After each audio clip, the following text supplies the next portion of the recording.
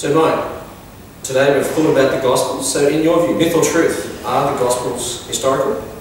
They are historical, but we've also got to understand it in terms of ancient history. One of the things that frustrates me talking about Gospels and history is on the one hand you get sort of people, the Richard Dawkins and the Andrew Bolts, who see some things that are metaphysically out of bounds for them. You know, dead people coming back to life, you know, sick being healed, that kind of thing, and they just rule it out of bounds, which is more about metaphysics than actually reading the text. But on the other hand, the other frustration I have is those who read the Gospels as if it's kind of like someone was following Jesus around with a camcorder.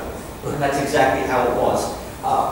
What the evangelists give us is the story of Jesus. It is a historical story. It's also testimony. It's historical, reliable on the terms of the first century. So in terms of how history was written, given the narrative devices and the parameters for them back then, yes, it is historical. But we shouldn't assume that it's written as if we're watching a 60 minutes documentary. I tend to think the Gospels are more like what I would call a documentary drama.